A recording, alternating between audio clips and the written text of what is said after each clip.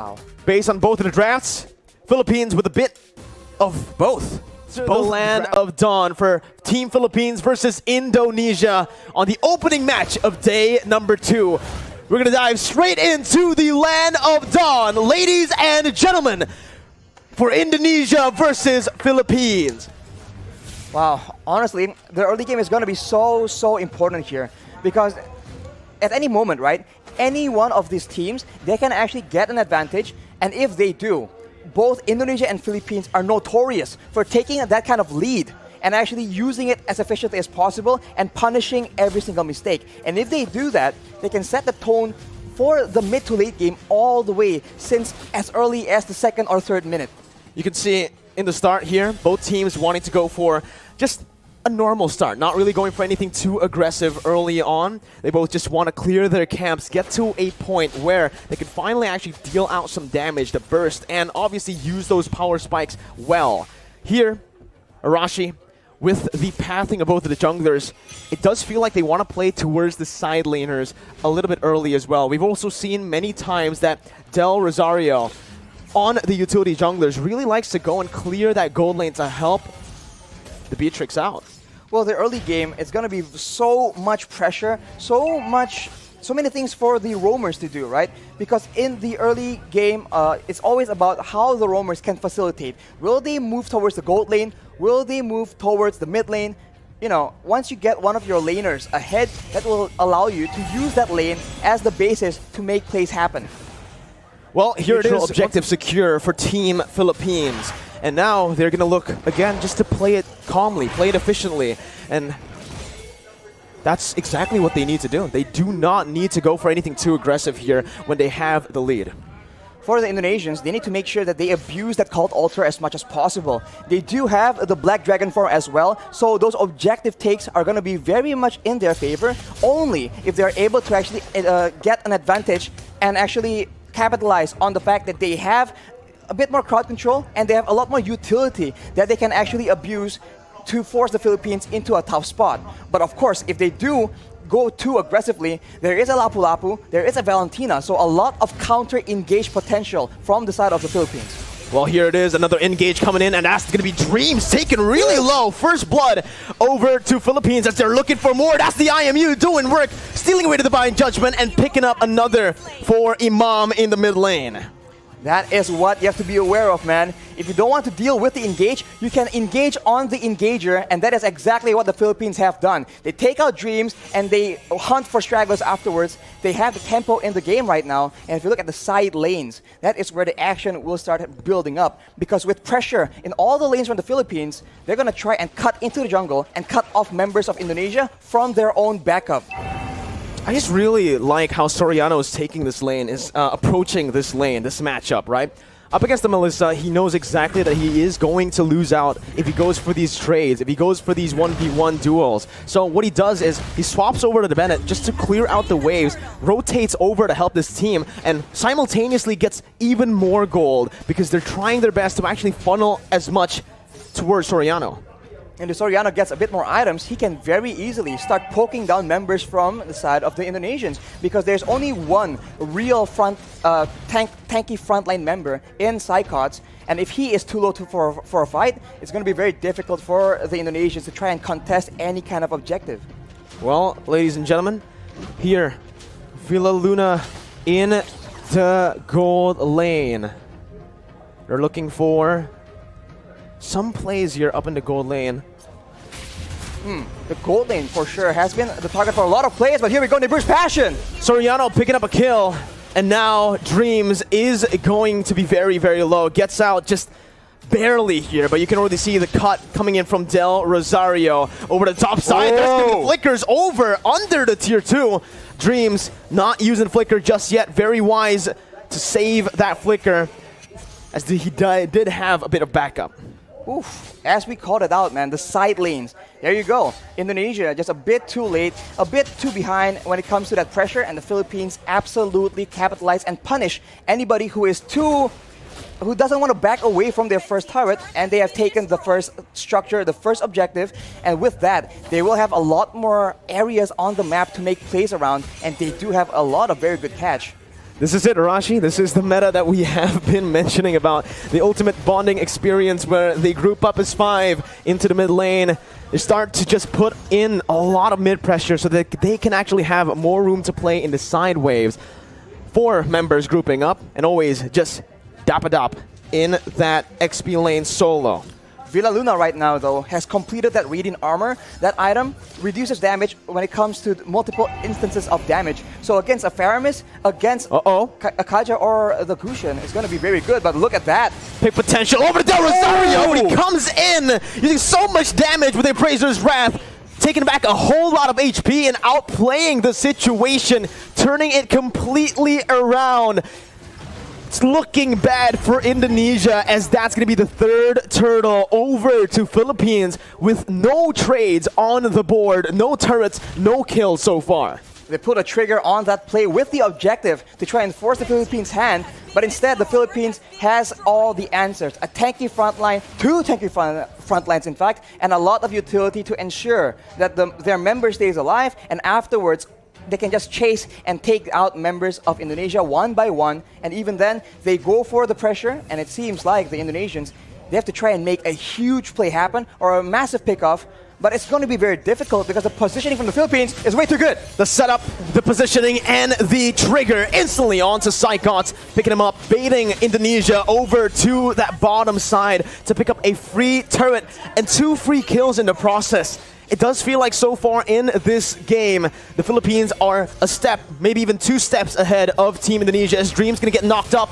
Imam looking for that follow-up, just to zone Indonesia away from the tier 2 as they look to start sieging down on every single turret. The damage difference right now from both teams is just so difficult to deal with. We mentioned how there's only one real frontline on the side of Indonesia, and look at what happens to him in a big fight. He gets taken out. The cult altar is so non-existent. The Philippines are able to just burst through it and go on with their day. Soriano right now with the Malefic Roar completed. That is a lot of penetration on top of the already insane amount of damage and burst that the Beaches can bring to the table. This is what Philippines loves to do when they're ahead, right? They use the distraction that is Dapadap, who's practically currently unkillable on that Lapu-Lapu. They use him as a distraction in the side lane, solo, picking up a turret. Meanwhile, they set up on the other side. Usually, they like to play on the opposite side and use the conceal to catch the enemies off guard. But there, you can see, again, a curveball thrown over to Indonesia. Or maybe Indonesia have done their research onto how Philippines likes to play with the lead. They take another step ahead, and they think 2 steps ahead of Indonesia. Right now, again, it's going to be Divine Judgment coming in, but it's all onto the frontliners with a lot of the resources burnt out. It's going to be Cyclops who jumps in and finishes off Soriano in the back lines, splitting Philippines in 2. Imam now flickering out, getting to safety, but all that was for the Lord. It's a 2-for-1 in the end. 2 kills over to Indonesia for a Lord take. Arashi, who's it worth for? Oof, I think considering the fact that the Philippines are so ahead and they are focusing now more than ever on taking all those structures away from Indonesia, I think the Lord will be very, very beneficial. Unfortunately, they lose their gold leaner as well, which is not ideal. But if you take a look at the items right here, he is on 7,300 gold. As we mentioned, BOD and straight to a Malefic Roar, ensuring that anyone getting caught in his ultimates will get absolutely decimated. What's another thing that I want to mention is the fact that the 2 kills that Indonesia picked up earlier was onto 2 members with no bounty. There was no shutdown there. So even though Indonesia were able to find some kills, it was just normal gold. It wasn't the added gold that we usually see. And they get the Lord for that. So if it was a shutdown, I would actually say that Indonesia definitely came out on top in terms of value. But here, Taz might actually be caught, forced to use that ultimate defensively to get out. And everyone is from the Philippines is available because the death timers are very, very short, and they're going for a siege here where Indonesia don't have a lot of tools to try and counter the poke damage. Slowly but surely, the Philippines is chipping away at the structures and at the EHP bars of the Indonesian players. It's a good defense by Indonesia. They're able to minimize their losses here, only losing that tier 2 in the mid lane for now. But Brands is going to be zoned away from that mid lane. Philippines looking for that, but look at Psychots with the Petrify. He's able to find 2 on the flanks. Psychots absolutely massive as his engage has started a war that Indonesia can finally win here in this game. 3-0 trade as Indonesia look to climb, to crawl themselves back in this game. Blink and you'll miss it. An engage that gave way for Indonesia to take 3 kills for a trade of none. And along with that, Taz is able to secure the purple buff from the side of the Philippines as well. So now they have a momentum. They have recovered a bit of that gold difference. Only 2K right now. But the Philippines, they are still in the lead. And they are no stranger to these late game situations. Dreams opening up the map just a bit. Going to be chunked down by Del Rosario. But he is going to be able to back off without having anything taken away. Honestly, looking at it right now, Rashi, Indonesia, their main win condition, we thought it would be Brands on that Melissa. We thought it was going to be the Gushin on the hands of Taz, but it's actually Sycots, the man that has been doubted so many times by everyone. By the public. I mean, this man has had a very lackluster season in his last performance. That was a performance in the last season, actually, rather. But here, knowing that Indonesia are relying very, very heavily on a very reliable engage. His Yuzong has been critical, but after 2 engages, will Philippines fall for the same trick twice? Divine Judgment over the Dreams. That's going to be the frontliner taken out. That's going to be that. Oh my god, so much damage onto the Lapu. Unfortunately, won't be enough though. And now Indonesia, they're actually backing away, and it will be waiting for the Lord take. And Philippines, they are so good at the Lord dance. Going back and forth, waiting for their opponents to make a mistake, and with such a long range basic attack on their Beatrix, they can do better. That's what they were waiting for. The Black Dragon form now baited out. Sycots with a Petrify onto Soriano, who's forced to flicker out, but Sycots jumps in. 1v4, soaking in all the damage and sustaining back up. Top it up, gonna be taken down by Brands. And that's another kill over to Indonesia, who were able to play with the death timers of Dreams really well, with him now respawning.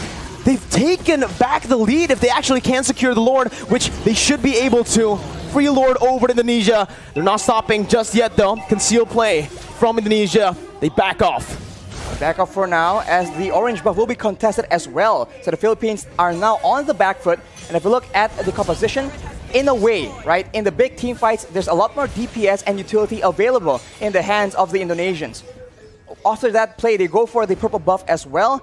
And the Philippines have a huge problem on their hands. The Black Dragon form lasts for way too long. The Guiding Wind was used to try and buy some make some distance, buy some more time, but it was not enough. The Philippines must come up with a different solution, a different answer. A momentum shift in the 13th minute of the game.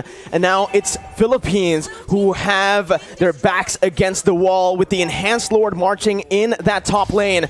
Evil's Legends here, Team Indonesia, are going to look to try to siege them down. Sycots once again with a Black Dragon form as Del Rosario tries his best to keep Sycots at bay. The damage comes through once again for the siege to take place, but that's going to be Dapadap who jumps in with the Bravest Fighter. But it's going to be a good disengage from Indonesia, backing off knowing that they have found some value. They've taken every single tier 2 except for the bottom lane. And look at how Sycots is playing around with his Petrify, man. He goes in for the Black Dragon form, but he doesn't always use that Petrify. And when you think about it, the Petrify is what makes these engages so dangerous. It guarantees the Furious Dive knockup, and that is what allows Indonesia to just be a lot more elusive. And as we talked about it earlier, this is what is so dangerous. They can feint around, act like they're about to engage a fight, and then back away. The Philippines need to identify the right moment and then adjust accordingly. Do they want to go and fight after the Black Dragon form is down, or do they want to just stall? Villaluna with that circling eagle over the Brands, but it's going to be baited in with the cold ulcer placed as well. Soriano targeted by the flanks, and that's going to be Taz who picks up the Beatrix. Soriano taken down. Brands in the midst of it all, still life stealing with his fighter. Brands is massive. He is an absolute beast as he wins the battle for Indonesia. It's a 4-0 trade. Indonesia with a comeback here with the tides turned completely. Only Villaluna left to defend with the mini wave crashing in. Villaluna going to be brought back by the Shadow Stampede. Villaluna outside of the base, and Indonesia with the Divine Judgment onto Villaluna will go for the base to pick up the first game of the series. Oh my god, what an upset! It looked like the Philippines were going to cruise to an easy victory, but the Indonesians pull through. 1-0 right now, and they have shown that against all odds, against all the hate and the doubters, they are here to stay.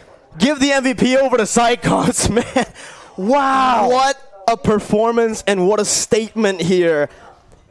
We predicted Philippines, man. Wow. Oh my goodness gracious. The caster curse strikes again. The caster curse strikes you again. can never make a right prediction. It just does not happen work for the Indonesians. That is the late game that the Indonesians have been hedging their bets on, and it completely paid off. Match MVP Brands from Indonesia on that Melissa. Very patient, very consistent. Every time, any game where he is behind, he will find a way to stay relevant, and we see it yet again.